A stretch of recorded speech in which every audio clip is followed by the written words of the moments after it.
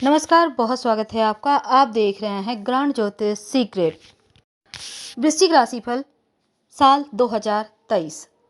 तो साल 2023 में कितना मिलेगा आपको भाग्य का साथ, चलिए जानते हैं विस्तार से।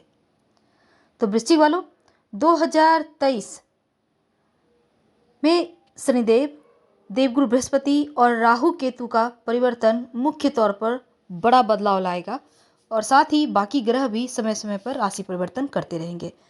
तो शुरुआत करते हैं सबसे पहले हम आपके शुरुआत करते हैं आपके करियर से। तो वीडियो के अंत तक बने रहिए और ये प्रेडिक्शन चंद्र राशि पर आधारित है। तो 17 जनवरी 2023 शनि महाराज आपके तीसरे भाव में आएंगे और रहेंगे 17 जनवरी तक, और इसके बाद आपके चतुर्थ भाव में जाएंगे। यहाँ बैठकर शनिदेव पूरे वर्ष चतुर्थ भाव में बैठकर छठे भाव, दसम भाव और आपकी राशि को प्रभावित करते रहेंगे और आपके ऊपर यहाँ से ढैया भी शुरू हो जाएगी। तो देवगुरु बृहस्पति जो कि आपके दूसरे और पंचम भाव के स्वामी हैं, तो साल की शुरुआत में आपके पंचम भाव में यहाँ पर मीन राशि में है और 22 अप्रैल 2023 को मीन राशि से निकलकर यानी आपके पंचम भाव से निकलकर मेष राशि में प्रवेश करेंगे और यहाँ पर पहले से राहु मौजूद है। तो राहु के साथ आ जाएंगे देवगुरु।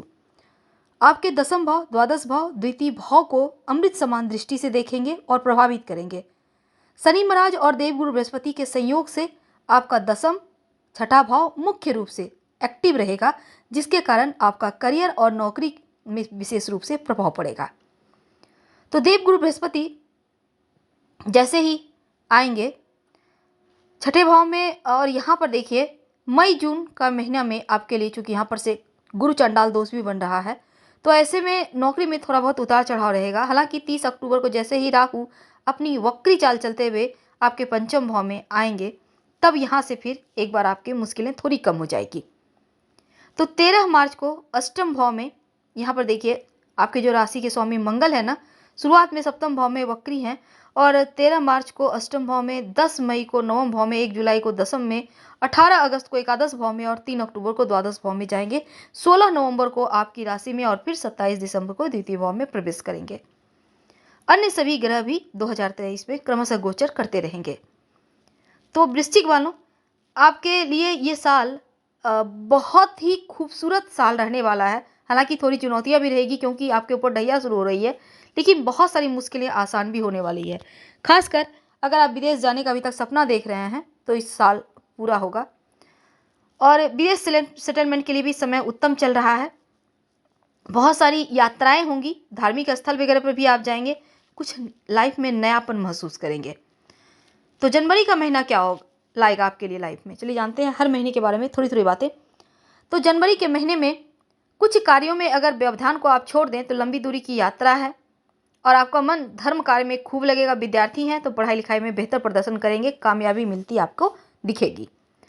फरवरी के महीने में निवास स्थान में जहाँ भी आप रह रहे हैं वहाँ का बदलाव हो सकता है। वहाँ से आप का स्थानांतरण, जॉब करते हैं तो हो सकता है, या आप घर बदल सकते हैं या फिर परिवार से कुछ दूर जा सकते हैं। हालांकि थोड़ा बहुत मानसिक स्वास्थ्य के ऊपर आपको ध्यान देना चाहिए। मार्च के महीनों में थोड़ा सा स्वास्थ्य का भी आपको ख्याल रखना है। शारीरिक, खासकर चोट चपेट, वाहन दुर्घटना जैसी चीज़ें हो सकता है। शल्य चिकित्सा होने की भी संभावना है, तो अपना खूब ख्याल रखें। ससुराल से रिश्ते और जीवन साथी से अनबन, ये दो चीज़ों का खासकर धैर्य से सामना करना होगा आपको। इस बात को आप इग्नोर नहीं कर सकते, तो आपको यहाँ ध्यान रखना है। अब हम बात करें अगर अप्रैल के महीने की, तो विद्यार्थी जो हैं उनके लिए खासकर पढ़ाई लिखाई के मामले में लंबी दूरी की यात्रा या घर से दूर जाकर पढ़ने के योग हैं। स्वास्थ्य की समस्याओं में कमी आएगी और आलस्य से बस बचिएगा। योगा ध्यान से दिन की शुरुआत करना शुरू कर दें। मई में कुछ काम आपके एकदम से बनने लगेंगे। जो आपके पहले से सोचे हुए काम थे, अचानक से जो रुके हुए थे, वो बनने लगेंगे और राजयोग का परिणाम भी इसमें मिलेगा। आपको राजयोग का साथ मिलेगा। खासकर लंबी दूरी की यात्राओं से लाभ होगा, नए लोगों से मिलना जुलना होगा, भाग्य का साथ मिलेगा। भाई बहन से छोटी मोटी अगर चीज़ों को आप इग्नोर करें तो ज़्यादा अच्छा रहेगा। जून के महीनों में देखिए आपकी कोई राज की बात जो अभी तक आपने किसी से हो सकता है शेयर कर दी हो बातों ही बातों में, तो वो कहीं बाहर ना आ जाए, इसका भी ख्याल रखिएगा। इसलिए कहा जाता है राज की बात किसी को नहीं बताना चाहिए। कार्य क्षेत्र में छोटे मोटे उतार चढ़ाव हैं, लेकिन पिता के स्वास्थ्य की ध्यान जरूर रखिएगा। जुलाई, अगस्त, सितंबर, अक्टूबर, नवंबर, दिसंबर, इन 6 महीनों में क्या होगा उसके पहले हम जानते हैं आपके प्रेम जीवन के बारे में 2023 में क्या होने वाला है। देखिए, वर्ष की शुरुआत में बहुत अच्छा है। पंचम भाव में बृहस्पति महाराज पंचम भाव में विराजमान है और शनिदेव की तीसरी भाव से दृष्टि भी पंचम भाव पर है। तो ऐसे में अगर आप अकेले हैं तो आपके जीवन में कोई दस्तक देगा। प्रेम जीवन में है तो प्रेम में और प्रगाढ़ता आएगी, सामंजस्य दिखने को मिलेगा। फरवरी मार्च में रिश्ते में रोमांस बढ़ेगा और यहाँ तक कि आपका प्रेम विवाह होने के भी योग बने हुए हैं।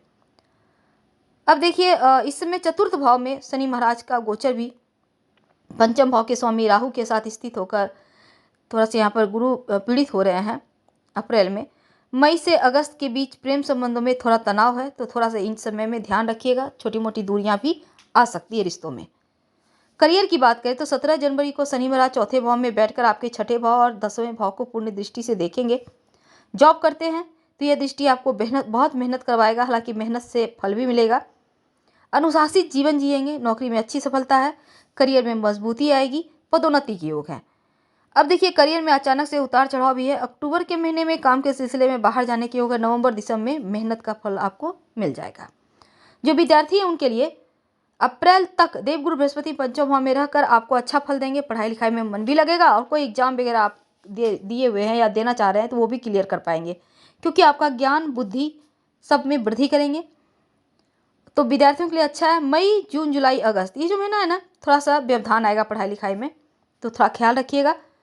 सितंबर, अक्टूबर, ये 2 महीना आप थोड़ा सा मति भ्रम के शिकार ना हो जाए, इसका ध्यान रखना है। संगति, गलत लोगों की संगति के कारण आपको पढ़ाई से ध्यान भटकेगा, इसका आपको ख्याल रखना है। हालांकि नवंबर दिसंबर का महीना बहुत अच्छा है। जो विद्यार्थी प्रतियोगिता परीक्षा की तैयारी कर रहे हैं उनके लिए बड़ी सफलता के योग बने हुए हैं। धन की बात करें तो देखिए, जितना आप कमाएंगे खर्च भी उसी अनुसार है, लेकिन फिर भी धन बचा ही लेंगे। इनकम बढ़ेगा, पूरे वर्ष खर्चे भी हैं। शुरुआत में राहु छठे भाव में है, केतु द्वादश भाव में है, थोड़ा बहुत बेवजह खर्चा करवाएंगे, आर्थिक स्थिति को डवाडोल करेंगे। लेकिन नवंबर दिसंबर के महीने में राहत मिलेगी और फिर यहाँ पर बैंक बैलेंस आपका बढ़ेगा। पारिवारिक जीवन की बात करें तो शनि महाराज कुंडली के तीसरे भाव में है। शुरुआत में माता पिता के स्वास्थ्य में थोड़ा बहुत उतार चढ़ाव रहेगा। साल की शुरुआत में 17 जनवरी को जैसे ही चतुर्थ भाव में आएंगे, दसम भाव को पूर्ण दृष्टि से देखेंगे तो आपकी व्यस्तता बढ़ेगी, अपनों पर ध्यान उतना नहीं दे पाएंगे। लेकिन जुलाई, अगस्त, सितंबर घर के बड़ों के स्वास्थ्य का खास ख्याल रखिएगा। आपका सुख बढ़ने वाला वक्त है, भाई बहनों का साथ भी मिलेगा। संतान की बात करें, अगर आपका संतान विवाह योग है तो उनका विवाह के योग बन रहे हैं। जनवरी, फरवरी, मार्च, अप्रैल, ये जो 4 महीना है ना, संतान को लेकर कोई बड़ी खुशखबरी मिलेगी। खासकर संतान प्राप्ति के भी योग हैं और संतान अगर हैं तो उनके जीवन में तरक्की होगी। तो ऐसे में देखिए, वर्ष के मध्य में थोड़ा सा कमजोर है, लेकिन पंचम भाव के स्वामी पीड़ित होने के कारण अप्रैल के अंत से लेकर अगस्त के अंत तक ज़्यादा आपको लिए चुनौती है, तो इसमें आपको थोड़ा सा ख्याल रखना है। अगर हम विवाह की बात करें तो देखिए, दाम्पत्य जीवन में छोटे मोटे तनाव या फिर जीवन साथी में गुस्से की प्रवृत्ति जैसी चीज़ें हो सकती है। देवगुरु बृहस्पति 22 अप्रैल को आपके छठे भाव में आकर द्वादश भाव को देखेंगे तो आपसी संबंधों में चल रहे तनाव में थोड़ी कमी आएगी। धीरे धीरे आप एक दूसरे को समझेंगे। 30 अक्टूबर को राहु भी पंचम भाव में चले जाएंगे तो रिश्तों को लेकर जो चुनौतियां थी वो समाप्त हो जाएगी। जो व्यापारी भाई हैं, जनवरी का महीना आपके लिए बढ़िया है, विदेशी संपर्क से लाभ होगा, व्यापार में उन्नति करेंगे। फरवरी से लेकर अप्रैल तक का जो वक्त है, व्यापार में छोटी मोटी चीज़ें हैं उसका ध्यान रखिएगा। मई, जून, जुलाई, अगस्त के महीने में शॉर्टकट से बचिएगा। कोई भी तरह का चोरी, जैसे सरकार से संबंधित चीज़ों का टैक्स बीमा वगैरह चोरी का मत कीजिएगा। और सितंबर के बाद धीरे धीरे व्यापार में उन्नति के योग बनेंगे, तो ये चीज़ें भी अच्छी है।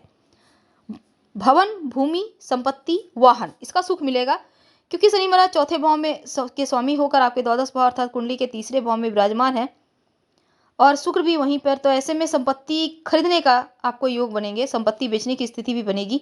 17 जनवरी से शनिदेव आपके चतुर्थ भाव में आएंगे तो अच्छी स्थिति बनेगी संपत्ति प्रॉपर्टी लेने का, और इसमें कोई मकान, भूमि, भवन, प्लॉट वगैरह ले सकते हैं। जुलाई, अगस्त के समय कोई भी काम घर परिवार घर को लेकर मत कीजिएगा, क्योंकि इसमें ज़्यादा खर्च होगा। अगर आप वाहन खरीदना चाहते हैं तो भी 22 जनवरी से 12 मार्च के बीच का समय अच्छा है, आप खरीद सकते हैं इस समय। धन की बात करें, देखिए धन के मामलों में अच्छा है, धन कमाने के बढ़िया अवसर मिलेंगे, इसका फायदा भी आपको उठाना होगा समय समय पर। और उपाय क्या करेंगे? हनुमान चालीसा पढ़कर ही दिन की शुरुआत कीजिए। और जहाँ तक संभव हो, आप जैसे कि शनिवार के दिन चींटी को आप आटा, चीनी वगैरह डाल सकते हैं, आपके लिए बढ़िया रहेगा।